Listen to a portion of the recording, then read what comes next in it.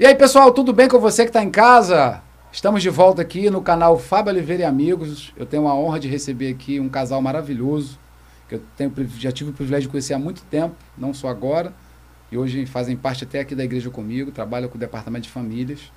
A minha amiga Elaine Lopes está aqui comigo, e o meu amigo Marcelo Horta, o casal Horta, né? Eu quero aproveitar e pedir para você que está em casa aí, a gente já vai bater um papo aqui já já. Ela é estudante da área de medicina, está quase formada já, vai falar algumas coisas sobre a área de medicina. Para você que quer ingressar na área de medicina, que tem sonho de ser médico ou médica, é bacana. E o nosso querido Marcelo, que é professor de geografia no município do Rio de Janeiro, né? Também vai falar algumas coisas sobre a área hoje escolar, como funciona, né, no município, e vai ser um bom papo.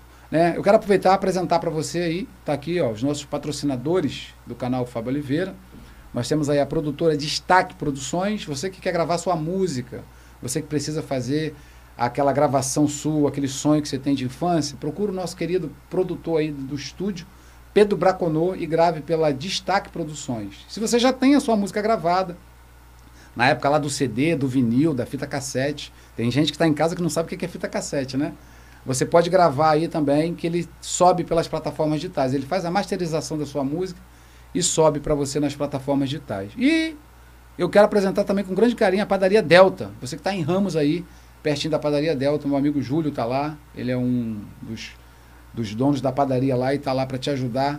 Se você falar que assistiu o podcast, você tem 10% de desconto. Só procurar ele lá, ele está lá todo dia. Vai lá, perturba ele lá que ele vai te abençoar lá e vai te dar 10%. Também quero te pedir, dá o teu link aí, clica aí, dá o joinha, curte a gente, ativa o sininho, porque toda semana nós temos um podcast novo para você.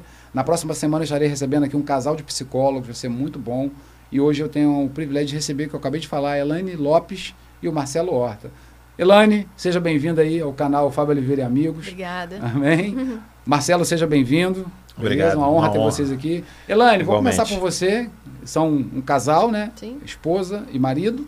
Eu quero começar com você sobre a área de medicina. Hoje é uma área que muita gente procura a área de medicina, né? Muita gente quer ingressar nessa área, principalmente jovens, que acham a área promissora na questão finanças, né? Eu até queria que meu filho fizesse medicina. E depois eu botei no meu coração e falei assim, poxa, acho que não é legal eu escolher a profissão dele, né? Porque eu acho que tem que ser algo que você faça por amor. Eu acho que tudo que você faz por amor, eu acho que é bacana. Eu queria que você falasse um pouco como começou a tua trajetória, que eu achei que você é enfermeira, né? Também, Sim, né? sim. Enfermeira. E como começou o sonho, se já era algo que você também falou que foi militar. Conta um pouco da tua história, se apresenta para o povo, fala um pouco da tua vida aí e vamos para frente, que tem muita coisa para falar aí. Obrigada pela oportunidade. É sempre um prazer estar aqui com vocês. Assim, a minha trajetória começou na enfermagem, né? Há alguns anos atrás, em ano de 2000, né? Me formei pela FRJ em 2003. E desde então, assim, sempre gostei dessa área de saúde, né? Da área da saúde, sempre tive mais aquela quedinha, né? No segundo grau, você tem mais afinidade por aquelas disciplinas, né? De biologia e química. E desejo também, né? De ajudar as pessoas, curiosidade de saber como é que funciona o corpo humano, enfim. Só que na época, quando eu era adolescente, né? Nessa época da nossa escolha, né? A gente até brinca, né, com o nosso filho, e a gente fala assim, que dependendo da situação que você esteja passando, às vezes você não consegue escolher exatamente o que você quer naquele momento. Às vezes você faz porque as circunstâncias te levam a escolher determinada área. Então, eu tinha desejo de fazer medicina, né, antes, mas não tive condições. Estudava em colégio público, não tinha cursinho. Na minha época, eu não tinha essa facilidade que nós temos hoje da internet, de ter cursos online, professores dando preparatório online de graça, sem custo. E eu, na minha época, isso era muito mais complicado, né? Você tinha que ir em biblioteca, estudar no papel mesmo, no livro, e eu também não tinha. Então, assim, Deus me abençoou até naquela época e me direcionou para a enfermagem, que eu nem conhecia. E desde que eu fiz enfermagem, eu brinco que a enfermagem me conquistou, né? Então, assim, eu sou enfermeira hoje há 21 anos e não me arrependo de ser enfermeira, de ter tido essa trajetória hoje, que também as circunstâncias me levaram para a medicina agora. né? Então, assim, era um sonho lá no início que eu realizei na enfermagem, o sonho de cuidar das pessoas, de estar dentro da área da saúde, porque foi o que me, diante das circunstâncias, foi o que me foi possível cursar e fazer, e com a bênção de Deus ainda consegui cursar a Universidade Federal, né? Passei no vestibular, na época era vestibular, né? Não tinha nem... Isso para enfermagem. Para enfermagem. Isso. E aí, diante dessa trajetória e de tudo mais, a gente dentro da área de saúde, eu tive, assim, um vislumbre, né? De que... um vislumbre e também a palavra do Senhor. Porque, assim, independente até do nosso desejo e do que você tem mais afinidade, né? Uhum. Eu acho que a direção do Senhor, isso conta muito também, né? E eu tive direcionamento do Senhor para fazer medicina, né? Nesse momento da minha vida. Porque a gente às vezes se pergunta. Falei, poxa, será que eu perdi tempo sendo enfermeira, fazendo enfermagem? Eu não perdi tempo. Deus preparou todas as coisas para que hoje eu pudesse ser... No tempo certo, sim. No tempo certo e cursar medicina. E eu tenho certeza que tudo que eu trouxe, né, de formação, de experiência profissional, né, das especializações que eu tenho como enfermeira, que são algumas... Isso vai me trazer muito para que eu seja uma médica melhor, né? E que eu possa dispensar a melhor assistência para o paciente, que no final das contas é o que importa. Legal. Né? Alguém na sua família já era médico ou enfermeiro, ou te inspirou, ou algum amigo ou amiga, ou foi uma coisa sua mesmo? Não, assim, eu tenho pessoas da enfermagem, médico não tenho na família. Eu tenho enfermeiros, técnicos de enfermagem na família, mas assim, não foi o que me inspirou realmente, não.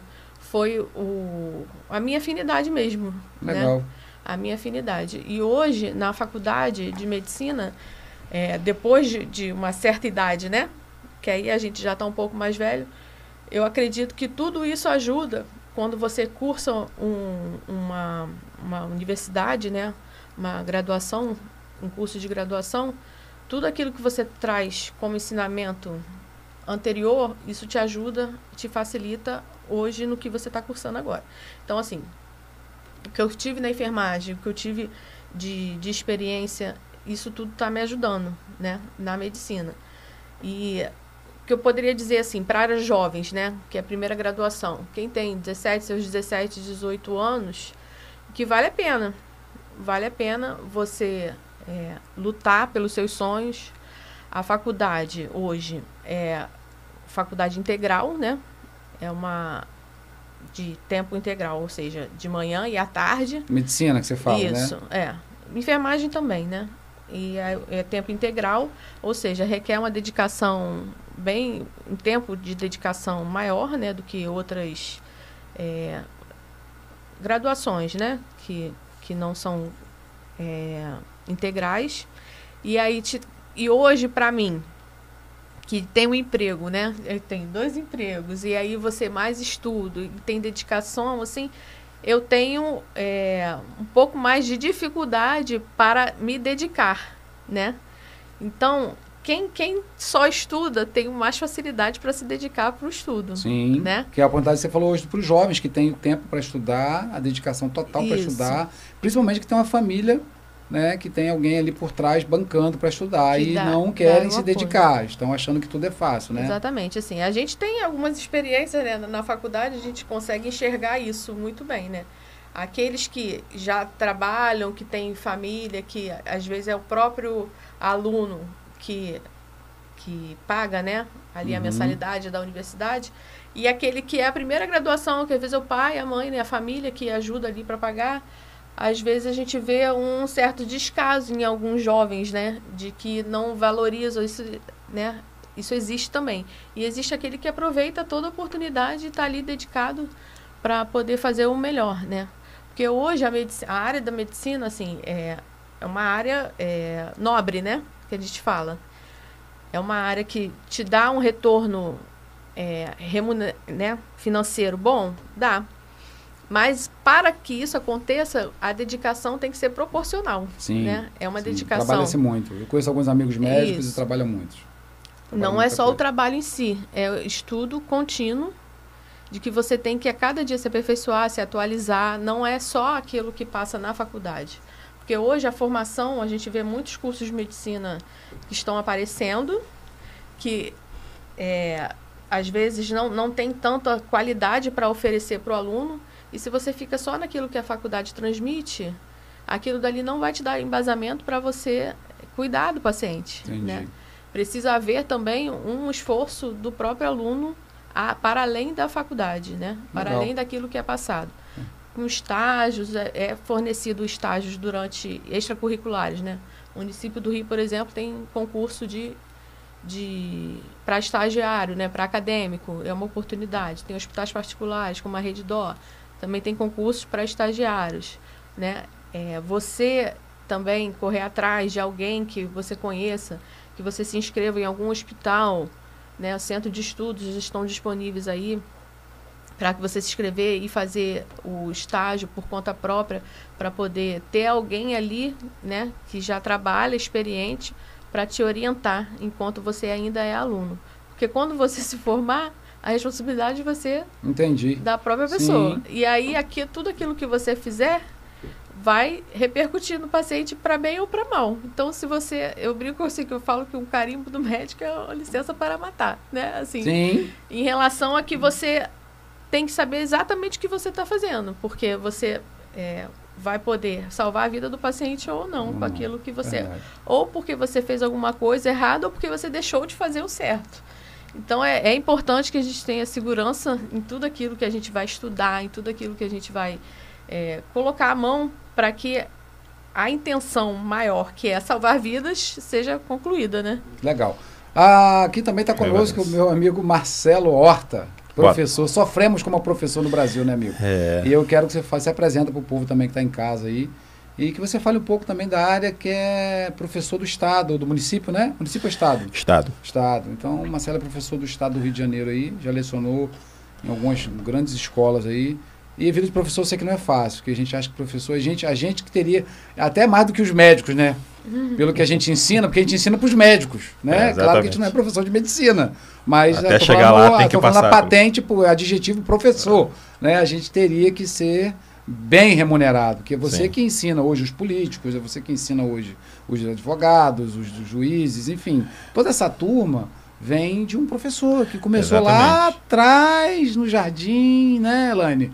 Que começou lá atrás, aí você pegou aquele gosto pela aula, e aí você se identificou com aquilo ali, e eu tive professores na minha vida maravilhosos que me motivaram a ensinar, né? Me levaram ao âmbito também de lecionar. E eu queria que você falasse um pouco da tua trajetória aí como professor do Estado, já é bastante tempo, mas fala aí pro povo. Isso. Então, boa noite a todos. Um prazer estar aqui. Obrigado. Estava aqui admirando a minha esposa. Ela é bonita, né? Eu sei que eu não mereço, mas Deus me abençoou também. Você que está em casa, que é crente, é que ela orou pouco, tadinha. A oração dela foi pouco. Tira o olho que ela é minha, há 23 anos. Então, amigos, o professor costuma dizer que é uma inspiração, né? Para outras pessoas. Eu fui inspirado por professores a ser professor. E também o professor, ele facilita as suas escolhas. É claro que às vezes a gente tem experiências ruins com professores também, né? São seres humanos, né? Cada um tem sua característica. Eu já estou na profissão há 27 anos. Eu comecei em 98, quando na faculdade eu fiz a UFRJ de Geografia. Morava ali na Ilha do Governador, próximo. Na época era vestibular, né? Como a Elaine falou aqui, eu fiz da UERJ, da UFRJ e da UF. E aí eu passei na UF e na UFRJ. Por questão de localidade, fiquei na UFRJ. Foi muito bom a geografia de lá, uma geografia voltada para pesquisa, né? Foi um universo que eu conheci ali que eu não esperava, porque eu me encantei exatamente por isso. Um excelente professor de geografia que me inspirou a gostar de geografia. E aí eu procurei informações, eu estava na antiga 5ª série, que hoje é 6º ano, e acabei trilhando esse caminho. A minha avó, por exemplo, a minha avó já falecida, ela era merendeira. Eu tive um tio que começou como encarregado e virou inspetor de disciplina na escola, e eu virei professor. Então foi galgando, a família foi melhorando. Sempre falo isso para os alunos, que um vai inspirando o outro. Então a minha vida na escola sempre foi muito intensa, né? Porque quando eu era menor, minha mãe trabalhava, e aí a minha avó trabalhava no jardim, perto de casa, ela trabalhava de manhã, e eu não ia embora, eu ficava com ela até Filho o único, final do você é filho dia. único? Não, eu tenho uma irmã por par de mãe e tem 2 irmãos por par de pai. Mas aí assim, a minha vida na escola a escola sempre foi quase que integral para mim. Eu aprendi a gostar, a amar e acabei entrando nessa rotina de escola e gostando. Eu passei no concurso público muito rápido, até antes de me formar já tinha passado e acelerei meu diploma, foi em 2001. Fui para a prefeitura de Petrópolis. Caramba, aonde lá eu fiquei 15 anos e 6 meses. E lá foi onde eu exercia minha profissão de maneira bem intensa, né? Porque era a minha primeira oportunidade.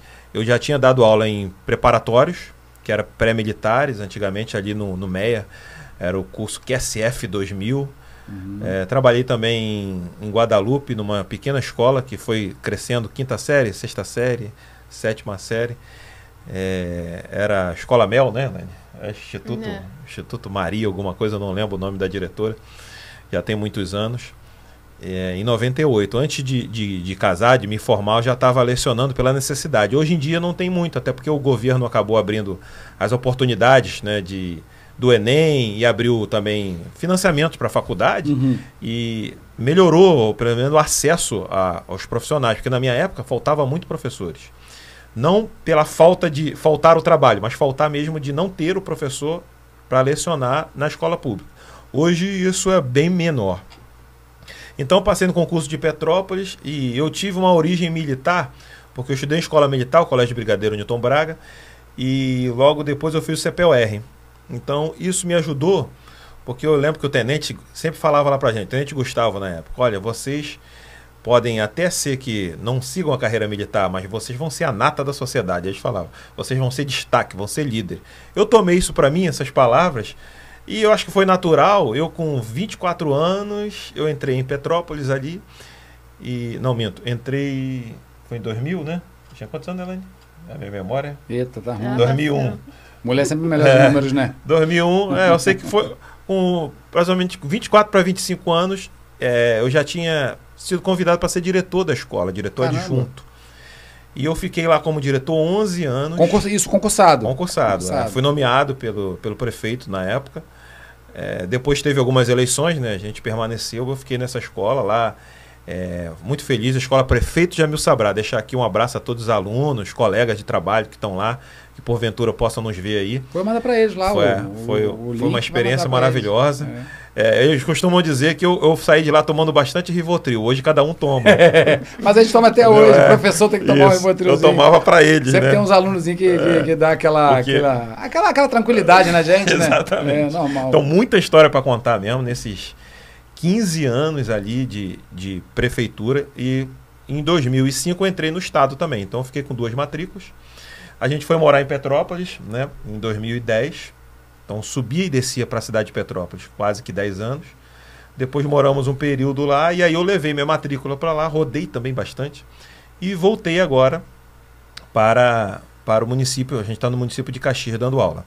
Colégio Estadual Duque de Caxias. O interessante é o seguinte, eu tive 2 matrículas. Todo professor, por mais que às vezes os alunos perguntam, né? O professor de particular ganha mais. Nem todas as escolas ganham mais. Também não vou nem exaltar muito, porque vão querer sequestrar a gente. Né? Não é isso. Verdade. Eu não sou rico, não tenho dinheiro. A gente ganha razoável. Dentro da profissão, a gente ganha razoavelmente bem. É claro que algumas coisas tem que melhorar. Porém, o concurso público é a maneira mais segura do profissional de educação, e acredito também que de saúde, que a minha esposa está do lado, também é funcionária pública. É uma forma de tranquilidade, você tem financeira. Mas eu sempre tive uma veia empreendedora. Então, em determinado momento da vida, eu larguei uma matrícula, por conta também de cansaço, estresse. Tive problemas de saúde, que chamam de síndrome de Burnout, né? Burnout. E aí eu tive muitas dificuldades assim, emocionais, aí minha mãe faleceu. Então, tudo isso me levou a reduzir um pouco a carga horária, porque a educação e o lidar com as pessoas te suga muito, né? Não sei se é essa palavra. Em termos de energia mental, você fica muito cansado. Tanto que o professor ainda tem aposentadoria especial, né? Que, assim, a gente fica quase que desesperado. Hoje eu tenho 25 anos de profissão pública e na carteira assinada mais um ano, estou indo para 26. esperando aí a idade para me aposentar. 30 anos, né? 30 anos. E já tenho 20 anos aí como empreendedor, onde já tive várias atividades. Hoje a gente está desenvolvendo um trabalho que vai ser um banco digital, né? Que é o Cashbank, e com fornecimento de energia solar, onde essa energia vai ser por assinatura, certo? Legal. Que a gente vai poder fornecer para as pessoas. Então, essa pequena trajetória que a gente tem aí, com muitas experiências, é claro que todos nós temos, né? E um podcast seria muito pouco para a gente ir falando de cada detalhe. Daqui a pouco a gente... Mas é um prazer, né, poder compartilhar. E o que eu recomendo, assim, eu fico muito feliz dos alunos que querem ser professores. As pessoas dizem, professor é isso e aquilo. Eu sou realizado como professor, eu sou gosto feliz. Muito de sanar. Porque o valor que você impacta a vida das pessoas não tem preço. É claro que em toda profissão tem bem-sucedidos e mal-sucedidos. Eu me declaro assim como bem-sucedido. Eu cheguei a ser diretor de escola, poderia ser até um pouco mais, fui diretor adjunto, mas decidi não ser. Mas assim, eu me realizei. Financeiramente, consegui também muitas conquistas boas. Eu consegui, né, ter minha casa própria, ter o meu carro, né, pagar as coisas, ir comer uma pizza de vez em quando, certo? Então, a gente não pretende ficar rico, até porque a sociedade... vive bem. A sociedade não suportaria isso. Eu sou professor de geografia e sei bem disso. Porém, eu incentivo aquele que quer ser professor e que tem esse desejo, que realize também. E tem universidades muito interessantes aí. Eu fiz a FRJ, a UF é muito boa também, a faculdade UERJ. E é muito gratificante poder você deixar assim, plantações ou semente na vida de pessoas. Sim. E hoje com a internet você acompanha melhor, né? Que antigamente você esquecia do povo. Só quando encontrava na rua. Mas na internet você tem lá o Facebook, o Instagram, você vai vendo as famílias, alguns alunos falam mostram lá, professor, eu tô com filho, casei. Né? Eu já tive até a felicidade, eu e Elaine, de sermos até padrinhos de casamento de alunos meus. Legal. Então é muito legal. Tá? É uma satisfação poder estar ainda nessa profissão, Deus me dá saúde e poder estar contribuindo. Legal.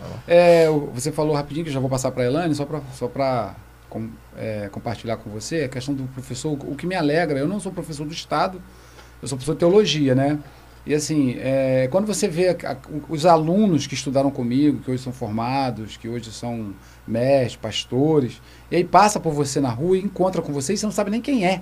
E fala, ô professor, tudo bem? Como é que você tá? Eu sempre respondo. Aí tu dá aquela olhada assim, lembra de mim? Lembro de você. Mas na verdade você não lembra nem o nome, né? Porque tem vários alunos. O Marcelo lembra. Né? Eu já dei, mas ele sim, porque acho que a diferença do Marcelo para mim é que o Marcelo dá uma aula todo dia. Tem mais tempo. E eu dava aula uma vez ou duas na semana. Então, tipo assim, às vezes pegava turma de 50 alunos, eu dava aula numa instituição Nova Iguaçu, cara, tinha mais de 60 alunos, tinha pastor no meio, tinha evangelista, tinha diaconisa, tinha diácono, tinha membro, tinha ovelha, tinha ateu, tinha espírita, porque a teologia, ela vai abranger todas as áreas, né? É uma área que você está estudando ali sobre Deus, sobre uma divindade maior.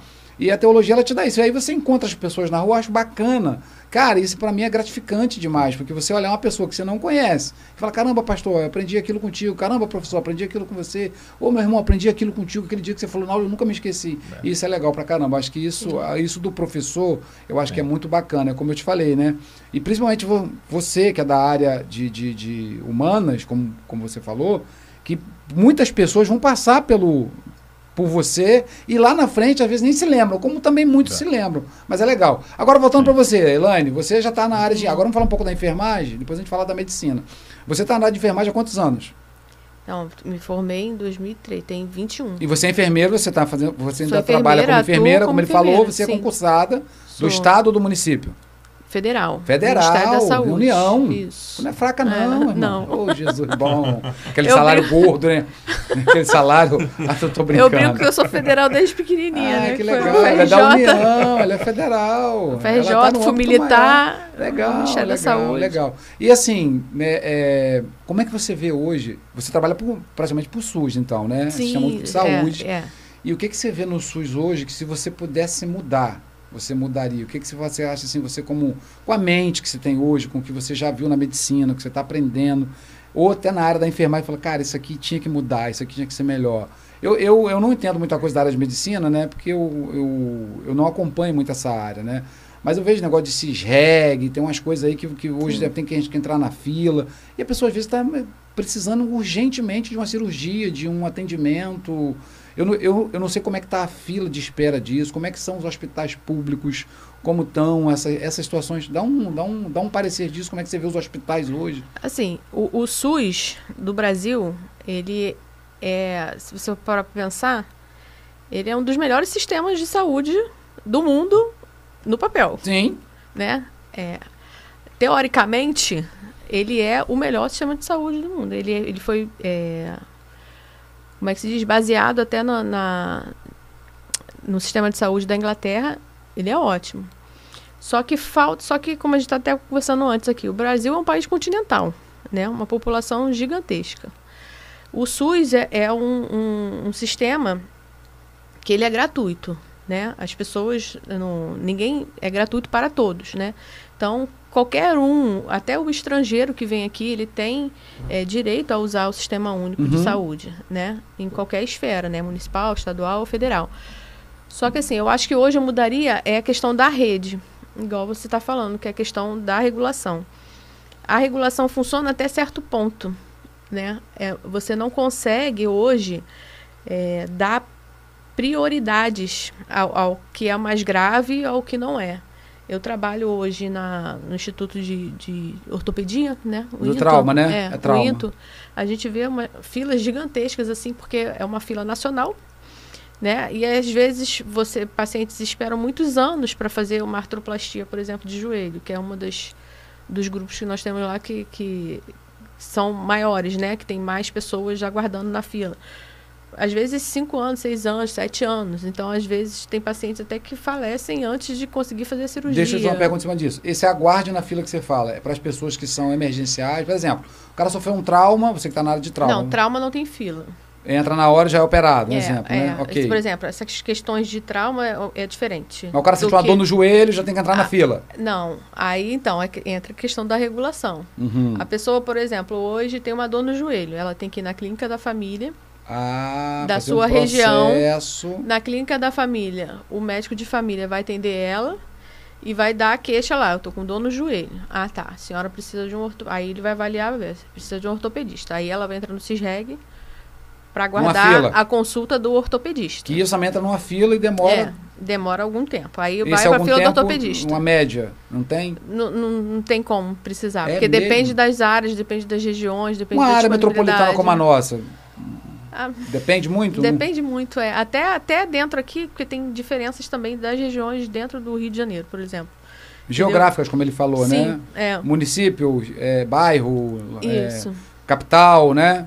Aí ele vai e indica a consulta com o ortopedista. Aí a pessoa vai na consulta do ortopedista. Aí o ortopedista prescreve lá um raio-x ou uma tomografia da articulação. E ele vai ter que marcar tudo isso aí também? Aí entra no cisreg também, de novo, para fazer o exame. Meu Deus. Aí faz o exame, volta no ortopedista. Aí o ortopedista fala, não, vai fazer primeiro o tratamento. Então, tudo isso é muito demorado, né? Porque são questões que você tem que retornar no médico. Até você ter a indicação da cirurgia. Então, essa dor no joelho, ele vai lá dar o diagnóstico e vai falar, você tem indicação de cirurgia. Aí, tá. Aí, tem indicação de cirurgia, aí você vai entrar na outra fila para poder ser atendido por um outro ortopedista para poder saber se realmente é cirúrgico. É cirúrgico? Tá. Aí, depois, como funciona lá? O paciente vai entrar na fila para a consulta com o ortopedista da cirurgia.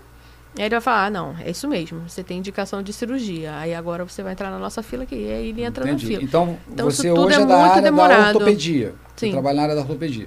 Então deixa para o pessoal que está em casa, se a pessoa, tipo assim, sentiu uma dor em alguma articulação do corpo e precisa fazer, qual é o primeiro caminho que ela tem que seguir? Clínica da família. Ok, isso aí. Isso não só para ortopedista. Qualquer bairro hoje existe isso? Existe. Ok, ela vai procurar uma clínica da família onde ela mora, ou próximo onde ela mora. Com certeza, toda a região tem uma clínica de referência, né? Às vezes pode não ser no mesmo bairro, mas tem uma referência para aquela pessoa. Pode não ser também clínica da família, pode ser um centro municipal de saúde ou uma unidade básica de saúde, mas sempre atenção primária. Tá, vou te fazer uma pergunta aqui meio capciosa, mas você responde se você quiser. Existe o jeitinho de tipo assim, furar essa fila, hoje, pelo sistema que você acompanha, de trabalho seu, que você vê lá como enfermeira, existe, tipo assim, eu sou amigo do fulano, vai me passar na frente. Eu sou amigo do médico tal, vai me colocar na fila na frente. Existe isso ou não? Funciona pelo menos da forma legal para todos que estão na fila ali? Então, na prática, eu não sei te dizer exatamente se isso existe. A gente sabe que algumas coisas acontecem, né? Sim. Ah, não, tem aqui, eu conheço fulano, tem como me passar na fila. Mas assim, no sistema, o sistema em si, você não tem como burlar. Entendi. O sistema. Entrou na fila, fica lá. É. Vai igual de doação de órgão, essas coisas todas, de Isso. transplante, né? O sistema, ele vai funcionar para todo mundo, daquele jeito ali. Entendi. Entendeu? O sistema não tem como burlar. Aí, se acontece isso, acontece fora do sistema. Entendi. Deu para entender? Entendi. Né? As coisas dentro do sistema, eles vão funcionar direitinho. Entendeu? Você consegue botar a pessoa no sistema, você consegue ver, né? Às vezes onde tem vaga, o que às vezes acontece muito. Por exemplo, que eu já fiz o estágio aqui na atenção primária. Você tá lá, abre o sistema, o médico tá lá, você quer fazer um ultrassom. Aí o médico consegue ver onde tem vaga. Olha só, tem vaga aqui, ó, para você, é de manhã. Ó, à tarde lá no tal lugar, você tem disponibilidade? Tá. Vai lá que você tem a vaga lá, tô vendo a vaga aqui. Aí a pessoa vai. Então, existe essas coisas, mas é dentro do sistema. Entendi. Né? Entendi. Então, assim, o sistema funciona quando como é que eu vou explicar? Você tem uma rede que consegue direcionar o paciente, né? Eu vou te dar um outro exemplo. Às vezes, tem pessoas que, por falta de informação, não conseguem chegar naquela vaga que está disponível. Se eu tiver uma vaga, por exemplo, sei lá, vou para um mastologista. Às vezes eu tenho a vaga lá, né? Mas às vezes, por falta de conhecimento da sua clínica, ele não consegue chegar. E aí a vaga fica ociosa e não consegue ocupar. Mas isso depende do paciente ou depende Não, depende do clínica? sistema, porque o sistema tem falhas. Ah, sim. Entendeu? Entendi. O sistema, ele não é perfeito. Ele, Entendi. no papel, ele é perfeito, mas quando você coloca em prática, ele tem falhas. Então, Entendi. assim, essas falhas é que, como um país grande como o nosso, muita população, as pessoas estão cada vez mais, assim, às vezes deixando de pagar plano de saúde, dependendo do SUS, você criou também um volume de demanda muito grande. Muita gente. Né? É Então, criança, assim, adulto, a idoso, demanda né? é muito grande. A gente ainda tem isso também. A questão da demanda é grande e a oferta de serviços é menor. Pessoas com deficiência, tipo síndrome de Down,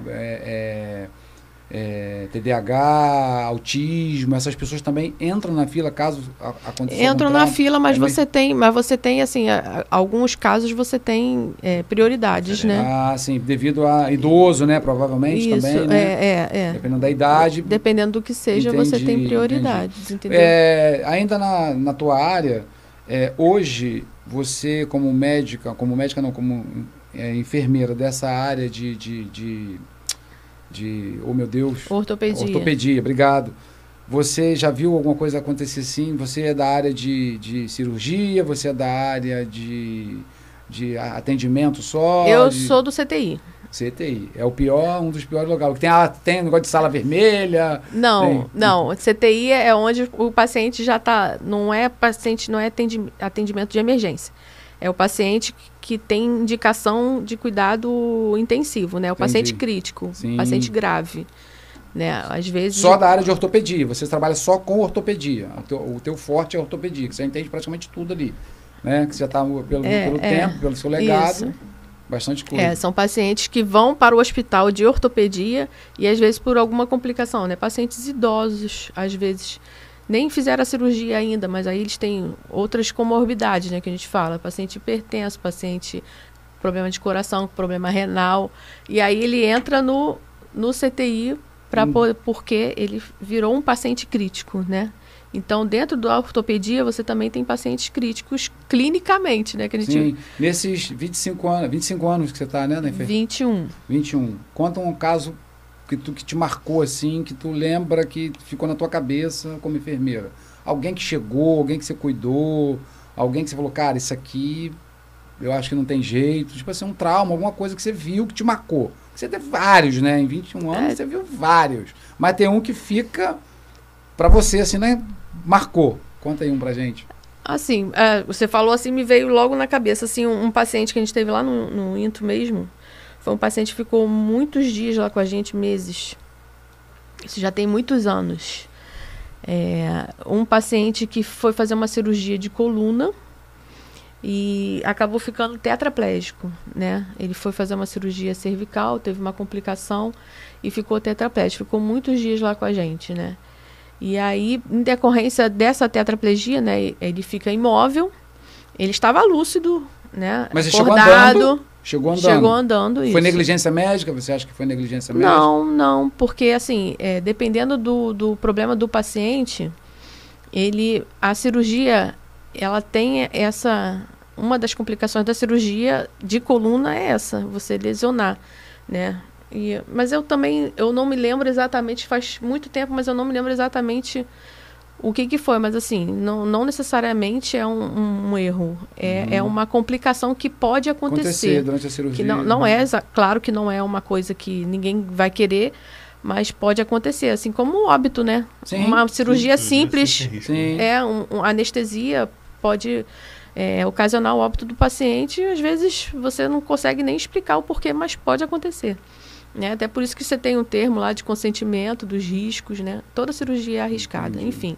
E uma cirurgia de coluna cervical, você corre o risco de ficar tetraplégico. Então, esse paciente ficou tetraplégico, porém estava lúcido, né? Aí ele precisou ficar com um ventilador mecânico, ajudando ele a respirar. Ele tinha uma cânula na traqueostomia, né, ajudando ele a respirar. Ele ficou muitos dias lá com a gente. Eu lembro assim que foi uma situação, e aí em decorrência disso, da imobilidade, ele teve lesões de pele, né, que são lesões por pressão, e aí decorrência de tudo isso, né, da imobilidade e da criticidade dele, né, da gravidade dele, ele precisou fazer outras abordagens cirúrgicas, fazer enxerto e tudo mais, e ele veio a falecer por conta de uma lesão por pressão, né, que a gente chama. Uma coisa que é evitável. Dentro da área da enfermagem, a gente fala que é uma coisa evitável, né?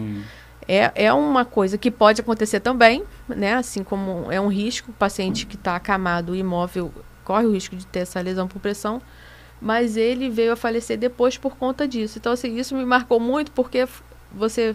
Assim, poxa, era um paciente que você estava ali cuidando, que você conhecia pelo nome, você ajudava a comer, você ajudava, né, tudo ali, né? Porque ele era 100% dependente. De vocês, assim, enfermeiros e enfermeiras, tem gente que está ali, eu já vi pessoas também perversas, tá? Enfermeiros perversos, ruins. Eu já vi pessoas e tem uns como você, que são pessoas amáveis, que estão ali com amor, com carinho. Você tem, em toda profissão você vai ter aquelas pessoas que fazem por amor, ou que fazem porque é o que tem, ou que fazem só pelo salário, e que não tem ali exatamente o destaque da profissão, né? Aquilo. Por que eu estou fazendo isso aqui? É só... Claro que ninguém trabalha de graça, ninguém trabalha por amor, né? A gente brincou muito na pandemia, falou assim, enfermagem por amor. Não é por amor. Então, você faz com amor. E para você também mas trabalhar, você precisa levar o pão de cada dia. Ter a remuneração, ter o teu salário, porque senão, né? Verdade. Você não consegue voltar para trabalhar. Então você faz, para mim, assim, não é enfermagem por amor, é enfermagem com amor. Né? Ou enfermagem, ou tudo que a gente se dispuser a fazer, a gente tem que fazer o melhor que a gente pode fazer. Né? Também. Marcelo, você, geografia agora, vamos falar um pouco de geografia. O que claro, eu aprendi geografia para passar. Eu gosto muito de geografia, que eu estudo geografia bíblica, né? Então a gente sabe lá, o estado de Israel é o tamanho do Rio de Janeiro, mais ou menos, bem pequenininho. Mas o Brasil, como a Elaine acabou de falar aqui, até falando do SUS, é uma área... Pode botar um país continental, a gente pode dizer assim? Sim. Pode. É imenso, né? Então, tipo assim, cara, é algo que você queria que tu falasse alguma coisa pro pessoal que está em casa aí, tamanhos, sobre as fronteiras do Brasil, um pouco do Rio de Janeiro que nós estamos aqui, né? Fala aí. Boa colocação, assim... lá na escola eu costumo falar bem do Brasil. As pessoas gostam de falar mal do Brasil, o brasileiro, a gente tem que falar bem do Brasil. E uma das coisas é essa grandeza. O Brasil é um país continental, uma diversidade muito grande, um recurso de pessoas, de natureza, climático também. Verdade. Minerais. tem à vista a carta de Pero Vaz de Caminha, né, que ele diz, se plantando tudo dá. Ele não sabia a magnitude da expressão que ele estava fazendo na época, mas hoje a gente vê que o Brasil tem, por exemplo, às vezes eu faço para meus alunos, o Brasil tem minério de ferro, que é um dos minérios mais importantes do planeta, né, porque tudo leva de alguma maneira ferro, aço, alumínio. Tudo, nióbio, tudo tem no Brasil. E né? aí, Madeira, só a Serra do tudo. Navio, que fica lá no Pará, tem quantidade de fornecer mais 500 anos de ferro. Para você ver a grandiosidade. Fora ouro, diamante, petróleo, que cada dia é descoberto, como a gente está conversando aqui, o pessoal está querendo agora, né, fornecer na Amazônia. Então o Brasil ele tem 8 milhões de quilômetros quadrados, um pouquinho mais, né, quase 9 milhões, 8 milhões e 490 de leste a oeste, né, e na extensão norte-sul, 8 milhões 440, se não estiver enganado, qualquer coisa aí, vocês me corrigem nos comentários. Tá? Que agora é de cabeça, não lembro muito bem. Então, para você ter noção, o nosso planeta Terra ele tem 12 milhões de quilômetros. Né? A gente acha até que o planeta Terra é grande, mas olha, se pegar a extensão do Brasil, né, e colocar essa de deitado ali na linha do Equador, você vê que é considerável. O Brasil, na América do Sul, faz fronteira com quase todos, com exceção de Equador e Chile. Então, a gente está falando também antes aqui de entrar no ar, a fronteira do Brasil com outros países da América do Sul são gigantescas, difíceis, né, de ser controladas, e pela fronteira que entra e sai a riqueza do país. Então, é um desafio para um país como o Brasil controlar as fronteiras, porque ali também é entrada de divisa e saída de divisa. Não tem como, né? Assim, pegando o teu gancho aí, eu trabalhei um tempo... Eu costumo dizer que eu não era vendedor de mercadoria do Paraguai. Sim. Eu era vendedor de mercadorias eletrônicas importadas. Nome mais chique. Uma forma bonita de falar e mais chique. Inclusive que eu comprei na época, né? Um tabletzinho. Isso, verdadeiro bombeiro. Isso aí. Então, assim, cara, eu via... Eu conheço ali a tríplice fronteira. Sim. Que é Uruguai, Paraguai e Argentina. Isso. E eu via ali a dificuldade que é para 5, 6 policiais tomar conta de gente passando que tudo que tu imagina tem. Gente de tudo que é lugar, gente de tudo que é comprando, vendendo, trocando, levando, trazendo. Então, assim, na ponte da amizade, na ponte da Argentina, na ponte do Uruguai, você não consegue ter um controle, igual você falou. E a pessoa ia ali, passa tudo. Passa droga, passa arma, passa mercadoria, exatamente. Passa eletrônico. O cara hoje vai comprar um telefone no Brasil, como um iPhone, tipo assim, ele vai pagar aqui 8, 9 mil reais. Lá ele vai pagar 5, 6 mil reais. Então o cara que mora lá, o que ele faz? Ele atravessa a ponte, a pé, compra o telefone e volta para cá e usa o telefone. Tipo assim, algo que... Sem falar, eu estou falando de um telefone, que é um bem pessoal para cada um.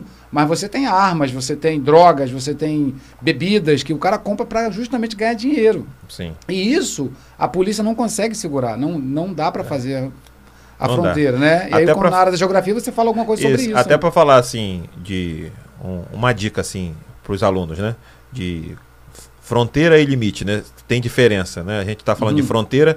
O que é a fronteira? Fronteira eu costumo dizer para os alunos que é a porta de entrada e saída de um país. A fronteira, ela existe de maneira oficial. Por exemplo, falou da Ponte da Amizade. Sim. É uma fronteira. Agora, o limite é maior que a fronteira. Sim. Nem sempre são as mesmas coisas, apesar de estar intrínseco. Ou seja, a fronteira está no limite, né? Ou entre os limites entre os países. Sim. Por exemplo, Brasil e Argentina. Nós temos todo o limite entre os dois, que é aquela linha que você vê no mapa, onde um país encosta no outro, mas a fronteira é um local específico onde, oficialmente, os brasileiros e argentinos podem trocar ali o seu deslocamento. Porém, o restante da linha, que não tem policiamento, né, que não tem ninguém vigiando, pode acontecer qualquer coisa, porque às vezes é uma rua, uma estrada, ou uma fazenda, ou uma própria floresta, que ali no meio o pessoal entra de barco com qualquer coisa. Eu não lembro o nome agora, que é uma rua que divide. Não é nem a ponte, não é nem o rio, é uma rua. Então, tipo assim, do lado da rua de cá, você está no Brasil, do lado de lá, acho que você está no Uruguai. Pô, tipo assim, eu tô aqui, atravessei a rua ali, tô no Uruguai, eu volto pra cá, tô no Brasil. Então, tipo assim, eu xingo o cara do outro lado lá, eu brigo com ele, volto pra cá, não tô no Brasil, você não me prende. Ou vice-versa. Claro que a gente tá brincando aqui. Outro detalhe também é que o Brasil, por ser continental, tem vários fusos horários, né? Sim. E aí, às vezes, eu brinco com os alunos também. Você pode sair de uma região e ir para outra e chegar... por exemplo, se você sair de Brasília e for para o Acre, você sai 9 horas de Brasília, se pegar um avião que vai bem rápido, no Acre, você chega lá também 9 horas. Entendeu? Porque são 2 horas atrasados ou 1 hora atrasado. E o contrário também acontece. Se você sair do Acre e vier para o Rio de Janeiro, mais ou menos 3 horas de diferença. Você pode sair de lá 9 horas e chegar aqui mais tarde ainda. Então, é mais ou menos essa questão do tempo, essas curiosidades. Então, isso é muito difícil de controlar o Brasil. Então, é preciso muito dinheiro, muito recurso. Isso que eu ia te perguntar, não dá para fazer, não dá para ter esse controle, né? Muita gente. É muito... Porque você vê que os Estados Unidos é muito bem controlado. Os Estados Unidos é bom, tem uma vantagem, porque eles são estados independentes. Isso que, assim, seria o meu sonho, pelo menos que eu acredito que o Brasil deveria ser. Cada estado tem a sua lei. Né? Eles são, o Brasil, os estados são independentes, mas nem tanto. Porque você vê que tem a Câmara de Deputado Estadual, que vota, etc. Mas está tudo subjugado à Constituição. Sim. Nos Estados Unidos, não. Tanto que tem estados que têm pena de morte e outros não têm. Sim. Então, isso facilita para que o governador ele tenha uma gerência maior, mais próxima da necessidade da população. Entendi. E o governo federal ele fica com uma carga muito grande. Eu acho que o nosso governo federal tem uma carga muito grande de responsabilidade, igual o SUS. Né? Tinha que desmembrar isso de uma maneira... compartilhar, né, com os estados para que eles possam ter mais responsabilidade. Por exemplo, eu que sou professor do estado, hoje dou aula em Duque de Caxias, já dei aula em Petrópolis, pelo estado, já dei aula no Rio de Janeiro e hoje eu estou no município de Caxias. E também dei aula em Queimados.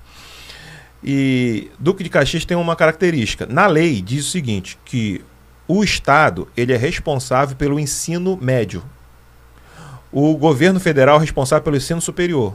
E as prefeituras são responsáveis pelo ensino fundamental, que é do ensino básico, né? Hoje é primeiro ano, até o 9º ano. Lá em Caxias, o estado, várias escolas estaduais, elas têm aula de ensino fundamental. Eu tive que dar aula para 6º ano, 7º ano. Por quê? Porque o município não está cumprindo a lei.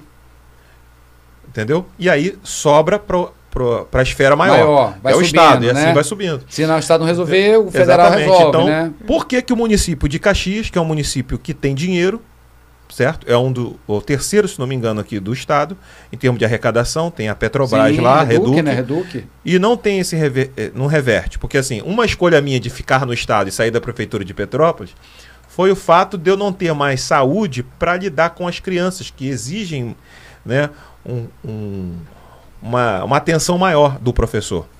Um acompanhamento mais ali. Você, além de professor, você ajuda um pouco na educação, né? Faz mediação de conflitos. Então, isso já estava cansativo. Ainda mais que eu fui 11 anos diretor.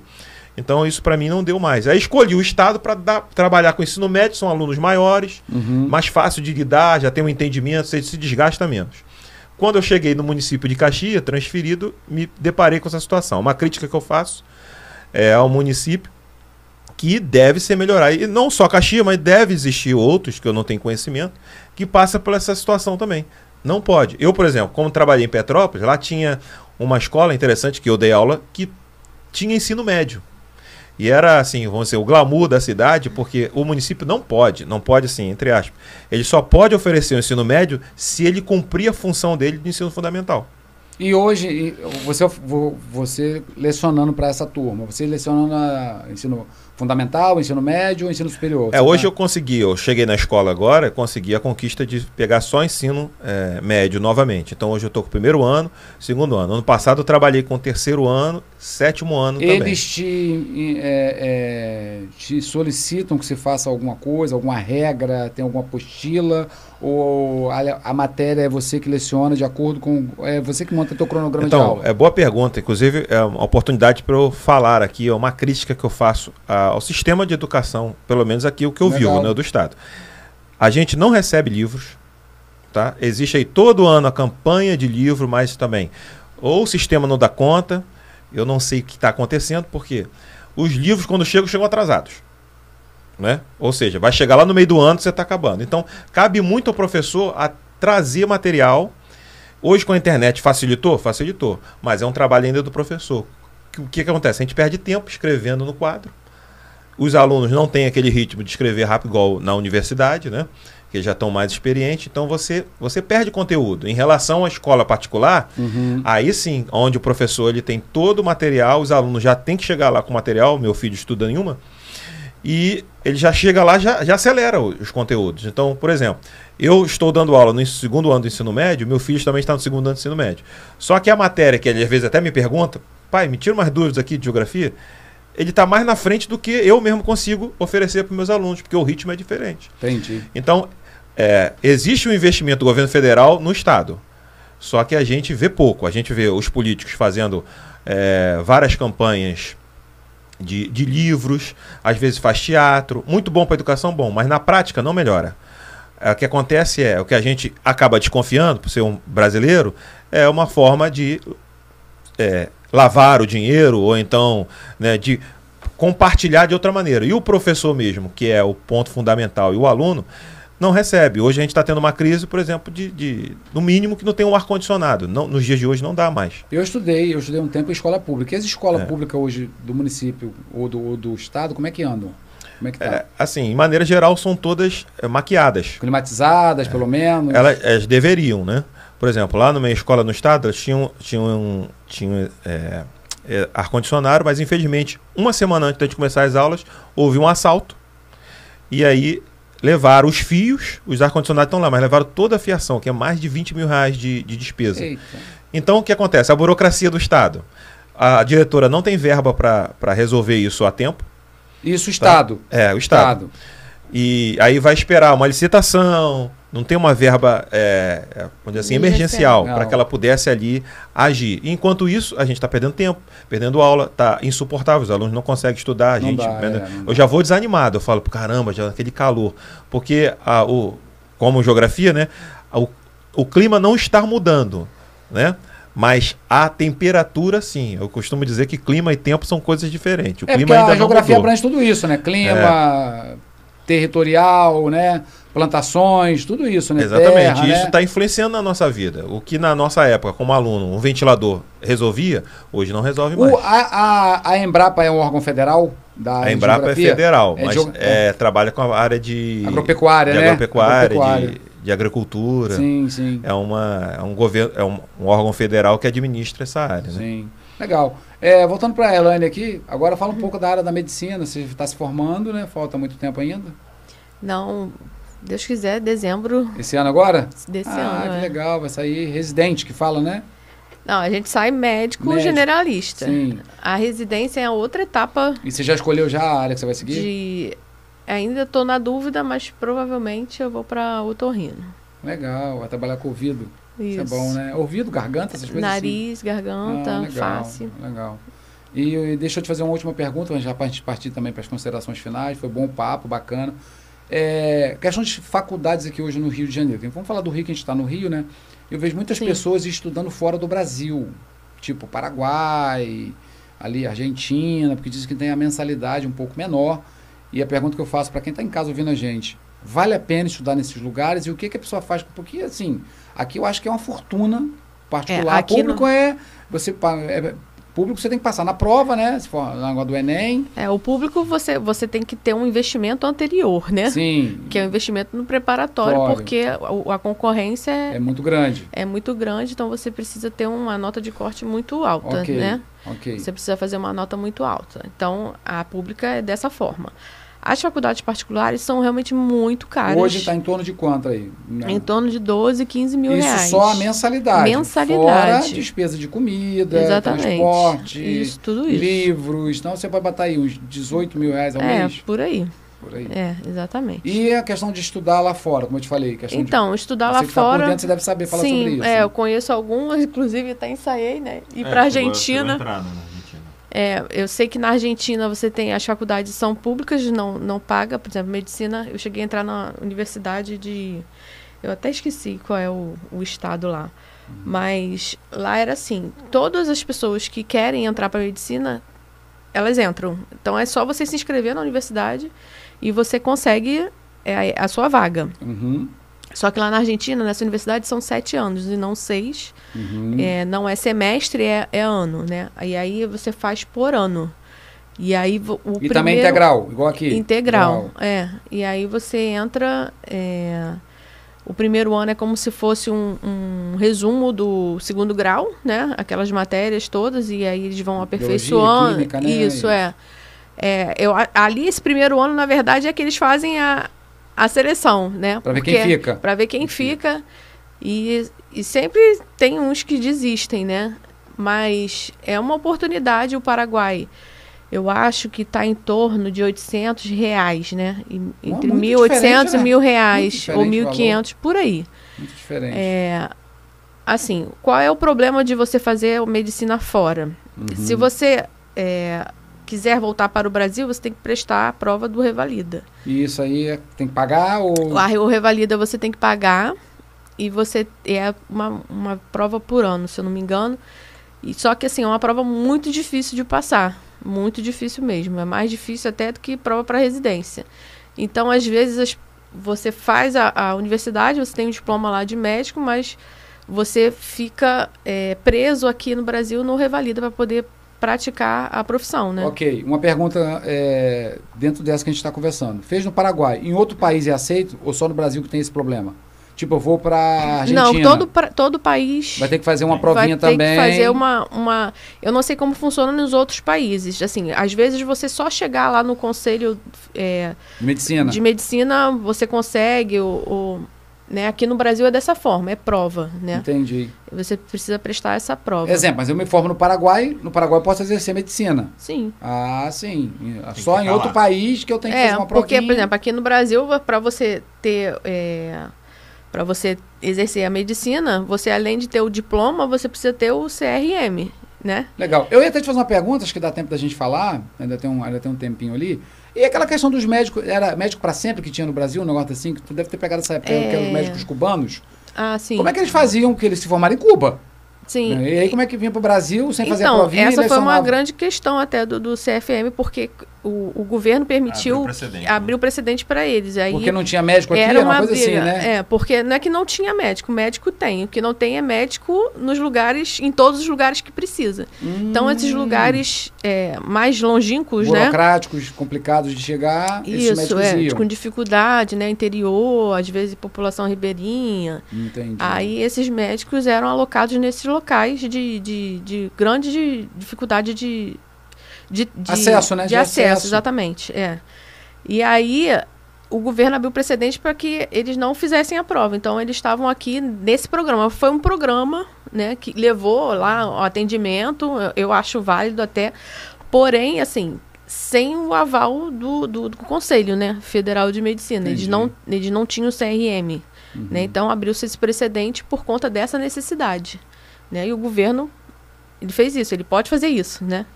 E aí era uma discussão em relação ao Conselho Federal de Medicina que eles precisariam ter passar por essa seleção, porque como que você vai garantir que a formação que ele teve é condizente com a assistência que ele vai prestar. Entendi. Até porque aqui, como a gente falou, né, mais uma vez, o Brasil é um país continental, aqui você às vezes tem doenças que ele pode até não ter aprendido na faculdade dele. Você tem doença de Chagas, você tem, aqui no Brasil ainda tuberculose, você tem outros tipos de doença. Que lá fora não tem, que aqui tem. Que lá fora não tem, aqui tem. Será que ele aprendeu para diagnosticar? Isso já até da geografia também já, né? Questão de geografia onde você tá, tem um tipo de doença. Isso, entendeu? Então, assim, você não tem como garantir, porque quem dá o aval são os conselhos de cada, né? O enfermagem também tem o Corém, né? Sim. COFEM, Corém, que eles regulam a profissão dentro do país. Então, eles não têm como garantir. Né? Então, se alguém fizer alguma coisa errada, se algum médico fizer alguma coisa errada, como que você vai caçar aquele médico se ele não está... fora, entendi. Né? Debaixo da autarquia, que é o CFM, que é o CRM dentro do Estado, entendeu? Ele está por conta lá. E isso também, depois que forma, paga também uma mensalidadezinha, provavelmente. Anual. Anual, né? o valor. Gente, cara, brigadão. Elaine, faz as considerações finais aí, quero te agradecer, já vou passar para o Marcelo também. Obrigada. Assim, Vamos lá, o objetivo era falar, né, da carreira de saúde. Eu acho que vale muito a pena, tanto enfermagem quanto medicina, assim, acho que depende muito do que você tem como propósito de vida. A remuneração conta muito, né? A remuneração conta, mas eu acho que conta mais o teu propósito de vida, aquilo que a gente como cristão tem, do que o Senhor tem para nossa vida também, né? Porque eu acho que aquilo que eu tenho para mim, que o que Deus me abençoa não é só para mim, né? É que eu tenho possibilidade também de abençoar outras pessoas. Sim. Então eu penso muito isso também, né? O que eu puder fazer para ajudar as pessoas, eu vou fazer, né? Se eu puder ser melhor remunerada, sim, melhor ainda, né? Trabalhamos para isso, né? Isso, exatamente. Então, isso conta bastante, dedicação, entendeu? E não é só sonho, né? Pode virar realidade. E idade não importa, quem está mais velho também quiser fazer. Eu tenho amigos também que são até mais velhos que eu, que entraram na faculdade junto comigo, né? Influenciados ou não, a gente precisa ter o propósito de Deus na nossa vida para que tudo ocorra bem. Sim. Entendeu? Legal. Acho que é isso. Obrigado. Marcelo, faz as considerações finais aí. É muito papo, né? A gente já está quase com 1 hora ali, né? Que já o técnico lá já me sinalizou.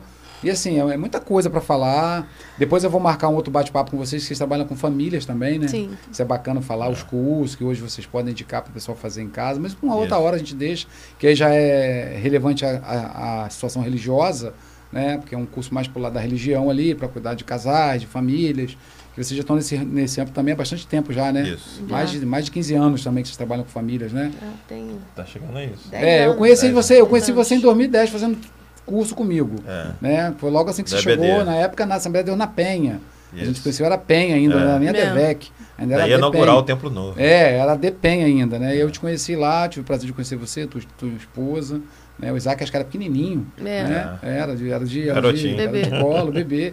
E uma honra ter vocês aqui. Então faz as considerações finais também, a gente marca outro papo depois. Isso, muito obrigado aí, a oportunidade, assim, da gente poder se expressar e colocar, né, como experiência. Eu gosto muito de podcast, assisto vários. Esse daqui é mais um que tá fazendo parte agora do meu, né, do meu métier, assim, de coisas que são relevantes. Eu costumo indicar alunos, também queria fazer um merchan, que eu tenho um canal. Pode fazer, isso. Tem um canal no YouTube, professor Marcelo Horta, de Geografia. Pode fazer, legal. Os alunos sabem disso, né? Ganham um pontinho lá, aqueles que assistem. Já manda para eles aí, pede para se inscrever. Aproveitando aqui o gancho do Marcelo, se inscreve no canal, que vai ter, como esse debate aqui, vai ter outros também bacana. Tem outros que já foram feitos, aí depois você assiste. Questão de marinha, a gente está falando aqui de exército. É muito bacana, inclusive o Marcelo assistiu, gostou bastante, né? Falou pro teu filho. Dando as dicas, né? Para mudar a vida das pessoas, assim. A experiência é muito boa, porque antigamente a gente não conseguia compartilhar. A gente recebia pouco ali do pai e da mãe, aqueles que tinham e outros não tinham. Vida difícil, né, Marcelo? Tivemos hoje em dia tem que usar a tecnologia para isso. Temos a mesma idade aí praticamente, né? Somos a mesma idade aí. Somos da geração X que fala, né? Somos da geração X. E a turma que nasceu de 70 para cá até 90 é a geração X que fala, né? E nós somos dessa geração, a geração que tá aí, que fez história, que fez crescer tudo isso que você está vendo aí. E tivemos uma vida muito difícil. Pais, mães, donas de casa, pais com dificuldade, operários, trabalhadores que se ganhava muito pouco na época, onde televisão em casa era difícil, tudo muito difícil. E hoje você vê uma vida muito fácil. Por toda essa, e aquilo que eu sempre falo, até em algumas tecnológico. mensagens minhas, não só como pastor, mas como coach, que eu falo que tudo que vem fácil, vai embora fácil. Adão, se a gente usar para a área da teologia, tinha tudo e fracassou. E Jesus, sem nada, venceu. Então é um grande exemplo para a gente, que Jesus no deserto venceu e Adão no paraíso fracassou. Então a questão de ter tudo, de muita facilidade, tem que desconfiar, porque tá muito fácil. Então vamos segurar um pouquinho. Então assim, então, é bacana, o né? O pessoal que está assistindo aí, eu sempre falo, a educação, o conhecimento, ele muda, transforma as nossas vidas. E é uma coisa que ninguém te tira. Então continue, né, assistindo bons programas, remindo o seu tempo para coisas que vão edificar. E espero que nesse bate-papo, nossa vida sirva de inspiração para algumas pessoas. Com certeza. Como a gente também já assistiu outros que nos inspiraram. Isso aí. Tá bom? Então, felicidade, um abraço para todos aí e até a próxima. Gente, quero agradecer aqui, você que está em casa, a Elaine Lopes, viu? ao Marcelo Horta, que é meu amigo, ao casal Horta, que eu sempre brinco com eles aqui na igreja, fazem parte até aqui da nossa igreja, são bênção aqui. Depois a gente vai marcar, como eu falei para você que está em casa aí, um outro bate-papo para falar de famílias, que eu acho que é bacana também, para ajudar você que está em casa com problema familiar, acho que é bacana ter um papo desse também. Mas hoje foi mais no âmbito profissional, para você que está em casa, que está querendo se decidir também para alguma coisa, uma área de medicina, ou uma área de enfermagem, uma área de geografia, de professor, é bacana. E aproveitar a oportunidade para apresentar mais uma vez aí, que patrocina o nosso canal, né, a Destaque Produções, a Chip 7 e a Padaria Delta. Você que está aí perto da padaria, passa lá, compra um pãozinho quentinho a toda hora para você. Se você falar que assistiu o canal, você tem 10% de desconto. Só procurar o Júlio lá, que ele vai te abençoar. O Pedrão está ali nos estúdios ali, ó, para você gravar com ele pela Destaque Produções e subir sua música na plataforma digital pela Chip 7.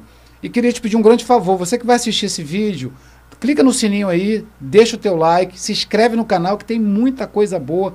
É um dos primeiros vídeos que nós estamos fazendo e eu tenho certeza que muita coisa boa virá para abençoar você, abençoar a sua vida e a sua família.